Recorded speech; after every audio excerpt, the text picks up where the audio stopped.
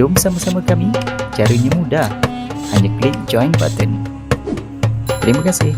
Saya termasuk suka mengkaji tanda-tanda yang tampak, tapi sebenarnya yang lebih condong daripada hadis-hadis itu adalah bukan benda, tapi condong kepada maknawi, makna yang terkandung di balik suatu ucapan Nabi sallallahu alaihi wasallam.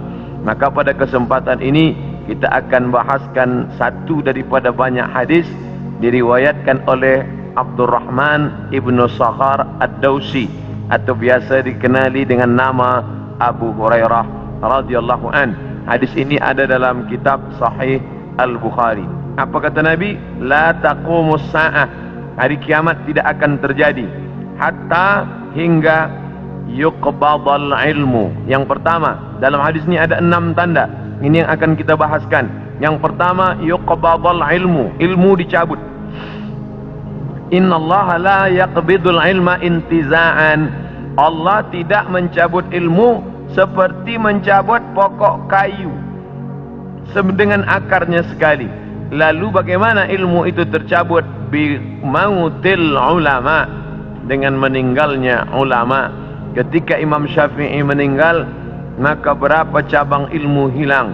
Imam Syafi'i alim dalam bahasa Arab, Imam Syafi'i alim dalam tafsir, Imam Syafi'i alim dalam fiqh, Imam Syafi'i alim dalam hadis, bahkan bergelar Nasirus Sunnah. Imam Syafi'i yang pertama kali menyusun usul fiqh.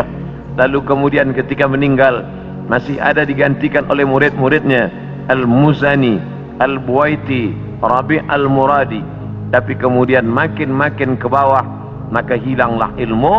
Maka yang muncul orang jahil yang kemudian dianggap sebagai orang berilmu. Wal'iyadzubillah, na'udzubillah. Maka saya pribadi tak pernah berkata menurut paham saya, menurut pendapat saya, kerana saya takut tergolong dalam orang yang disebut Nabi al-juhala, orang jahil tapi seperti berilmu. Zahirnya orang menyangka berilmu padahal tidak.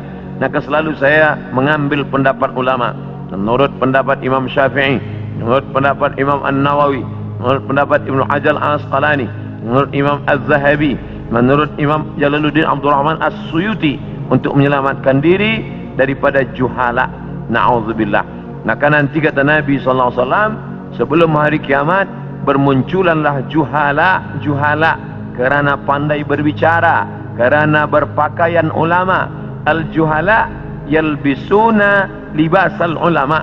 Orang jahil tapi memakai pakaian ulama, pandai berbicara, lalu orang menyangka dia alim, padahal dia tak lebih daripada orang dhalla wa adalla, sesat dan menyesatkan.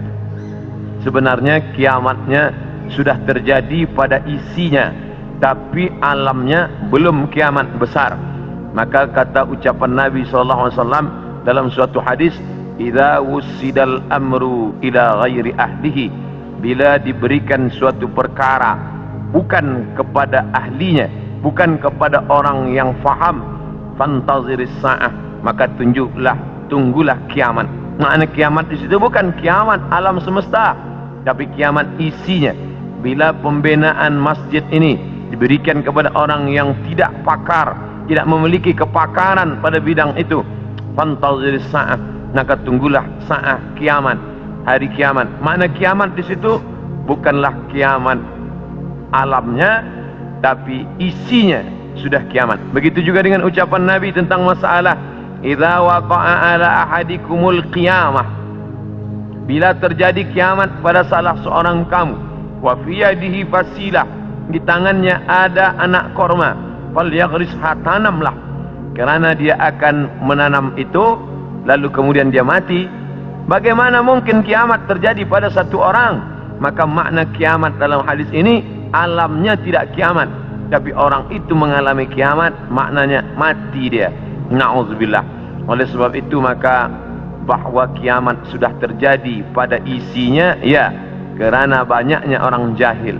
Oleh sebab itu alhamdulillah kita di Malaysia masih ada para ulama, masih ada para mufti, masih ada para habaib. Maka kita datang ke majlis-majlis mereka, hindari majlis-majlis orang-orang jahil yang tidak diketahui sanad ilmunya, yang tidak diketahui dapat dari mana, bahkan mendakwa mendapat dari mimpi. Langsung berjumpa dengan Syekh Abdul Qadir Al-Jilani, langsung saja terus mendapatkan zikir talqin dari Rasulullah sallallahu alaihi wasallam tanpa bersanad, tanpa berguru. Padahal para imam mengajarkan kita ada namanya sanad. Al-isnad minad din. Sanad itu bahagian dari agama. Laulal isnad, kalaulah bukan kerana sanad, laqala man syaa ma syaa, maka orang mudah saja berkata sesuai kehendak hawa nafsunya. Begitu kata Imam Abdullah Ibnul Mubarak, salah seorang ulama hadis yang amat sangat tinggi ilmunya. Maka Imam Bukhari bersanad sampai ke Nabi Muhammad sallallahu alaihi wasallam. Imam Bukhari mendapatkan hadis itu dari gurunya, namanya Abdullah ibnu Maslamah. Abdullah ibnu Maslamah mendapatkan dari gurunya, namanya Malik bin Anas. Malik bin Anas mendapatkan dari gurunya, namanya Abu Zinad. Abu Zinad mendapatkan dari gurunya, namanya Al-A'raj. Al-A'raj mendapatkan dari gurunya, namanya Abu Hurairah. Abu Hurairah mendapatkan dari gurunya, namanya Sayyidina wa Maulana Muhammad sallallahu alaihi wasallam. Dan di antara sanad itu mesti diteliti pula, orang ini mestilah adil. Makna adil menjauhi dosa besar, menghindari dosa kecil. Lawan daripada kata adil adalah fasik. Wallahu la yahdil qaumal fasiqin. Allah tak berikan hidayah kepada orang yang fasik. Adapun orang yang adil tapi dia tidak dhabit, tidak kuat ingatannya, maka dia juga tidak layak diambil ilmu daripadanya. Oleh sebab itu apa kata Imam Malik bin Anas, guru Imam Syafi'i? Makamnya di Baqi di samping Masjid Nabawi, meninggal tahun 179 Hijrah. Aku berjumpa dengan 70 orang di dalam masjid ini, maksudnya Masjid Nabawi di Madinah. Andai aku minta satu di antara mereka berdoa, maka turun hujan, saking makbulnya doa mereka.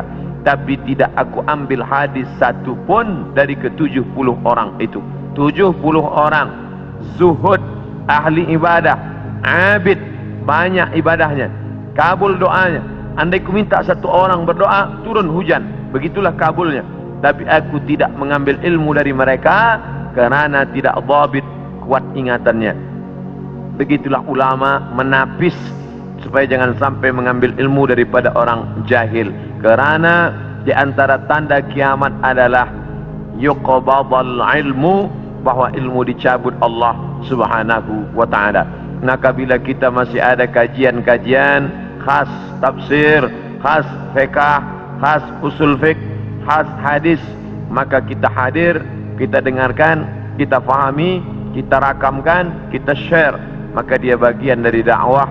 Tapi bila itu sudah tampak banyak menebar, sebenarnya salah satu daripada tanda hari kiamat. Yang kedua, wa taksuruz zalazil, banyak terjadi zalazil. Zilzal, gempa. Zalazil, gempa. Maka kita lihat, idza zulzilatil ardu zilzalaha, bila sudah digoncangkan bumi itu, wa akhrajatil ardu athqalaha, dan dia menggoncangkan, lalu keluarlah isi yang ada di dalamnya. Dulu terjadi juga gempa, faj'alna 'aliyaha safilaha, kami jadikan bagian dalam naik ke atas, bagian atas turun ke bawah. Amtarna 'alaihim, kami hujani mereka, bihijaratin, dengan batu, min sijilin mandud, dari tanah liat yang terbakar. Sudah lama terjadi, tapi hari ini terjadi lebih banyak lagi di banyak-banyak tempat. Bahkan gempa tak lagi terhitung, hari ini terjadi di sini, hari ini terjadi di sini. Ini menunjukkan bahawa salah satu dari tanda-tanda itu sudah muncul, mengingatkan kita. Apakah dengan terjadinya ini lalu kita stres, setelah ini lalu kita tidak beraktiviti, lalu setelah ini kita tidak lagi beramal? Bukan begitu makna memahami tajuk kajian kita ini. Dengan memahami tanda hari kiamat, bukan menyuruh kita berhenti bekerja, bukan menjadikan kita menjadi tidak bersemangat untuk mencari nafkah. Malah judul tajuk kita siang ini, membuat kita semakin bersemangat untuk beramal soleh, karena kita akan tetap mati menghadap Allah. Maka yang dibawa serta adalah amal-amal. Makanya dalam sebuah ungkapan, bukan hadis Nabi, i'mal lidunyaka, beramallah untuk duniamu, ka'annaka ta'ishu abada, seakan-akan kau hidup untuk selamanya. Wa amal li akhiratika, beramallah untuk akhiratmu, ka'annaka tamutu ghadan, seakan-akan kau mati besok.